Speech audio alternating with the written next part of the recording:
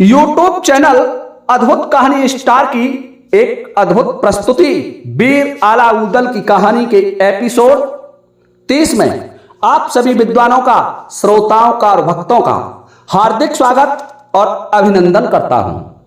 देखिए श्रोताओं, इससे पहले एपिसोडों में मैंने आपको बताया कि वीर आला उदल अपने पिता का बदला लेने के लिए गढ़माणों पर चढ़ाई करने के लिए चले जा रहे हैं।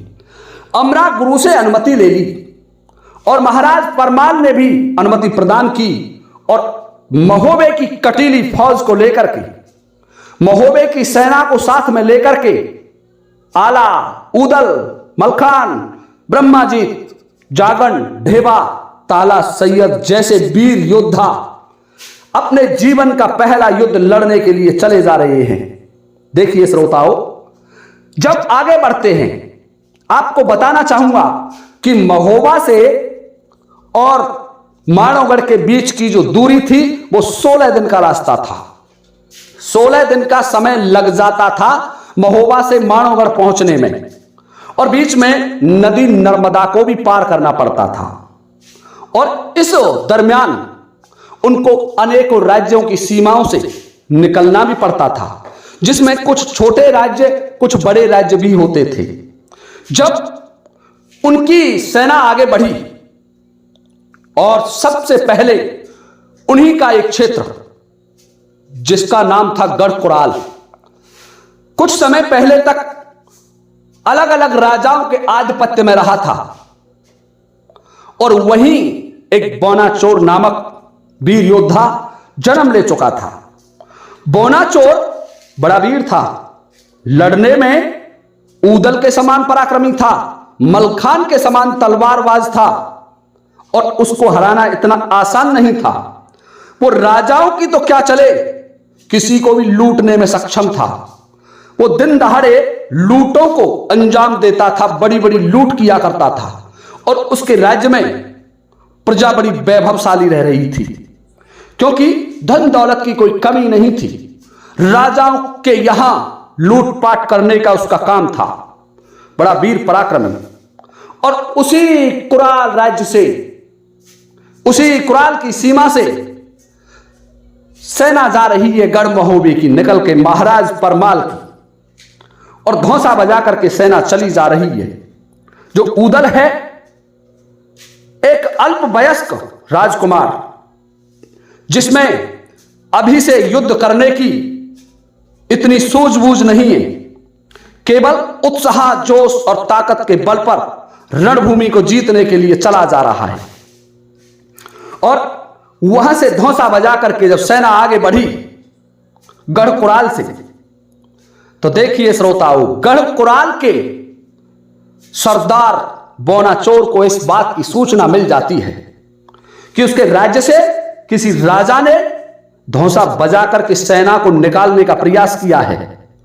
तो बोनाचोर का क्रोध 7वें आसमान पर पहुंच जाता है, चेहरा तमतमा जाता है, और हाथ में नगिन तेग उठाई और अपने वीरों से कहने लगा, मिली सूचना जब बोना को, गुस्सा गई बदन में छाए, अरुण वरुण ने ना कर लीने, अपनो खड़ो लियो उठाए, कौन देश के कौन भूप ने, यहां पर धौंसा दियो बजाए, होनी आ गई किस राजा की, शंका करी काल की नाय। तो देखिए श्रोताओं, जब ये सूचना कि उसकी सीम में आकर के किसी ने धौंसा बजा दिया है, और धौंसा बजा करके उसी के राज्य में वो लोग रुक गए हैं, किसी राजा का बहुत बड़ा काफिला उसके राज्य की सीमा से निकल के जा रहा है, उसकी सीमा से पार करेगा उसके संपूर्ण राज्य को, तो बोनाचोर का क्रोध जाग उठा। बोनाचोर मन में विचार करने लगा कि ऐसा कौन दुष्ट हो गया जो मेरे राज्य में से, उसने मेरा नाम नहीं सुना कि मैं दिन में युद्ध करूं रण में, और रात को भी युद्ध करने की क्षमता रखता हूं। मैं दिन और रात तलवार चला सकता हूं, और दिन में लड़ूं रात को लूटूं, रण में दम तलवार बजाए, कौन भूप की होनी आ गई, जो या धौंसा दिए बजाए, सोच विकट मेरे मन छायो जन मेरो नाम सुनो हत नाय। अब ना छोड़ू बाकू जिंदो जो मेरा नाम बोनिया राय। गढ़ कुराल के इन घाटन पे दिन और रात करूं तलवार। देखूं कैसे रणभूमि में छत्रीदार भगे हथियार। बोना ये सोच रहा है कि ऐसा कौन वीर योद्धा आ गया जिसको ये पता नहीं है कि मैं रात्रि में भी तलवार चला सकता हूं, दिन में भी तलवार चला सकता हूं। मेरे राज्य की सीमा से धौंसा बजा करके किसी भी भूमिपत को निकलने नहीं दिया जाएगा। देखिए श्रोताओं, जब बौना चोर क्रोध में आकर के मन में विचार करता है कि ये कौन राजा है जिसने मेरे ही राज्य से धौंसा बजा करके निकलने का प्रयास किया है, मैं इसे धौंसा बजा करके नहीं निकलने दूंगा, इसकी लूट कर लूंगा, मैं इसको अभी लुटवा लेता हूं। और ऐसा सोच करके 4 लुटेरों को साथ में लेकर के जो प्रतिदिन उसके साथ लूट करते थे, ऐसे 20 लुटेरे योद्धाओं को साथ में लिया और उन लुटेरे योद्धाओं को लेकर के महोबा के वीरों की लूट कराने के लिए बौना चोर आगे बढ़ता है। और जब बौना चोर ने देखा कि सेना का जो अधिपति है, प्रधान सेनापति है, वो एक युवक है और जिसकी आयु भी उसी के समान है। बौना चोर की आयु भी लगभग आलाउदल के समान थी, समवयस्क था उनके। तो बौना चोर ने उनको ललकारा और उनसे कहा कि हमारे राज्य से कोई भी राजा वैसे नहीं जा सकता बिना लूट होने के, हम उसको लूट लेते हैं। आपने नहीं जाना कि हम कौन हैं। जब ये स्थिति वीर उदल ने देखी तो उदल भी क्रोधित हो उठा। उदल बोला कि तुम लूटने वाले कौन हो, पहले अपना परिचय तो दे दो कि तुम नहीं जानते मैं बौना चोर हूं। मेरा नाम बोनिया राय है। बड़े बड़े राजाओं को, महाराजाओं को चौड़े मैदान में तो क्या, मैं उनके गढ़ में जाकर के लूट लेता हूं, उनके दुर्ग में जाकर के लूट लाता हूं, इसीलिए मेरा नाम बौना चोर है। जब उसकी वीरता, उसकी निर्भीकता और उसका पराक्रम आला ने देखा तो आला तो बड़ा सूझबूझ का धनी था, डर जाता है। सोचने लगा कि इस उदल ने न जाने क्या रास्ता रोक दिया, इसने यही मार्ग में ही फंसा दिया हमको। कोई जरूरी नहीं थी कि धौंसा बजा करके किसी के राज्य की सीमा से निकला जाए, परंतु ये नहीं माना। अब क्या करूं, ये सोच रहा है। और उदल अपनी नगिन तेग लेकर के उसके सामने बढ़ता है। तभी वीर मलखान, जो कि उदल से बड़ा था आयु में, उसने देखा कि ये जो लड़का सामने खड़ा है, जिसके साथ उसे लूटने के लिए 10 से 20 लुटेरे संग हैं, ये बड़ा वीर दिखाई देता है। और यदि किसी तरीके से इसको अपने साथ कर लिया जाए, इससे पूछा जाए कि ये कौन है, तो फिर युद्ध भूमि में ये हमारा बड़ा साथ देगा। तो वीर मलखान आगे बढ़े और उस बौना चोर से बोले कि हे वीर, मैं तुम्हारे इस जो भी राज्य है, तुम्हारा इस राज्य की सीमा है, उसकी सीमाओं का सम्मान करता हूं, परंतु वीर आप ये बताएं कि आप गढ़ कुराल के किस पद पर कार्यरत करते हैं। ये गढ़ कुराल महोबा का ही एक सामंती राज्य है, महोबा के अधीन आता है। तो आप ये बताएं, यहां के कोई लुटेरे हैं, कोई राजा हैं, या क्या कारण है। जब बौना चोर ने यह बात सुनी तो बौना चोर बोला कि मैं ये नहीं जानता कि मेरा राज्य किस राज्य के अधीन आता है। किसी राज्य को मैं टैक्स भी देता हूं, परंतु मेरे राज्य से मैं किसी राजा को निकलने नहीं देता हूं। मलखान बोले, वीर जब तुम निकलने नहीं दोगे तो आने जाने का काम कैसे चलेगा। एक दूसरे की धरती से निकला भी जाता है, परंतु मैं तुमसे जानना चाहता हूं कि हमारी तुम्हारी क्या दुश्मनी है। जब ये बात बौना चोर ने सुनी तो बौना चोर मलखान से कहने लगा, मेरा काम है जब तक मुझे कोई यहां से निकलने वाला पर्याप्त धन नहीं दे देता, तब तक मैं उसको मेरे राज्य से नहीं निकलने देता। मलखान कहने लगा, बस थोड़े से धन की लालसा। तो बौना चोर कहने लगा, अधिक धन कहां से मिलेगा कि आप हमारे साथ चलो, आप हमसे मित्रता करो और हम तुम्हें एक ऐसे दुर्ग की लूट करवाएंगे, युद्ध हम करेंगे और युद्ध पूर्ण हो जाए, राजा जब पराजित हो जाए तो उसकी लूट तुम करोगे। वहां जो धन संपत्ति मिलेगी, वहां का जो माल होगा, पैसा होगा, वो सभी तुम्हारे होंगे। और यह प्रस्ताव बौना चोर को बड़ा पसंद आया, क्योंकि बौना चोर तो लूट का धन पसंद करता था। बौना चोर ने आगे बढ़कर के वीर मलखान से हाथ मिला लिया और मलखान से मित्रता कर ली। कहने लगा, वीर तुम्हारा नाम क्या है? कि मेरा नाम मलखान है। और तुम्हारा नाम?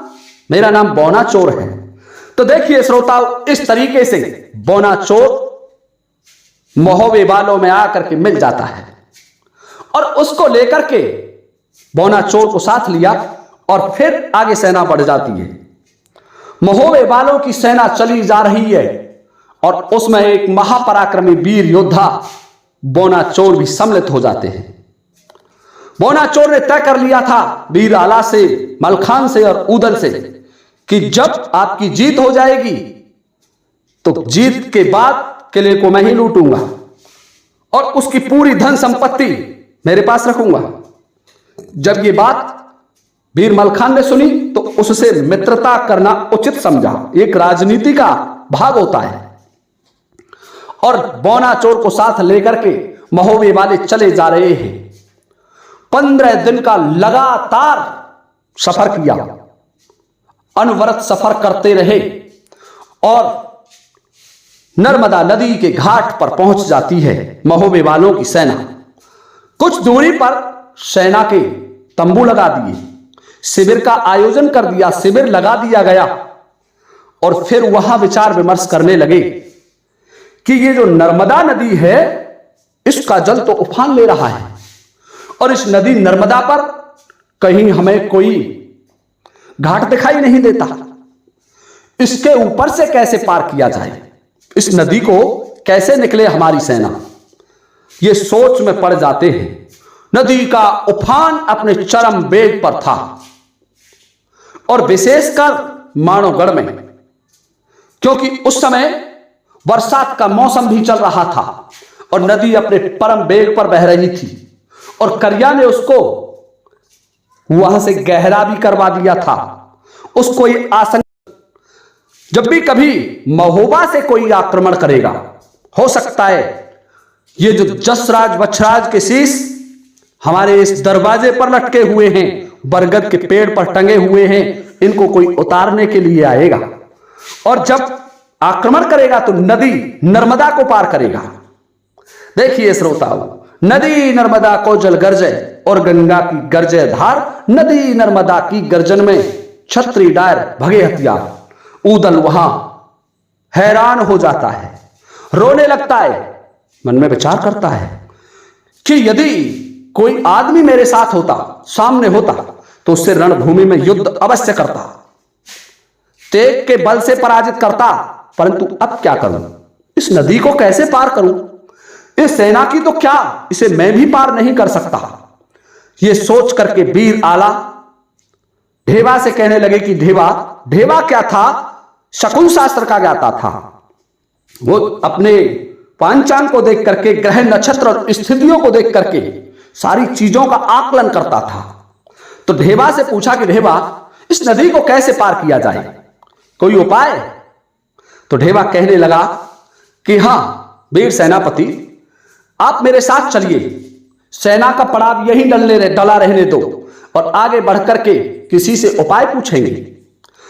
जब वो आगे बढ़े तो देखते हैं कि एक मानवगढ़ का धोबी था और वो उसी नर्मदा नदी के घाट पर कपड़े धोने के लिए चला आता है। और जब नदी नर्मदा के घाट पर वह कपड़े धोने आया तो उसे देख करके ढेवा ने अपने उन साथियों से कहा कि हम सभी साधु का वेश बना लेते हैं, यहां यदि बिना साधु के वेश में आगे बढ़े तो हम पर खतरा हो सकता है, कोई हमें पहचान लेगा। तो वो सभी वीर योद्धा, महोबे के छत्री, आला, उदल, मलखान, ताला सैयद, ढेबा और ब्रह्माजीत, जो बड़े बड़े योद्धा थे, अपना वेश बदल करके साधुओं का बाना धारण कर लेते हैं और नदी नर्मदा की दूसरी पार पर धूना लगा करके बैठ जाते हैं।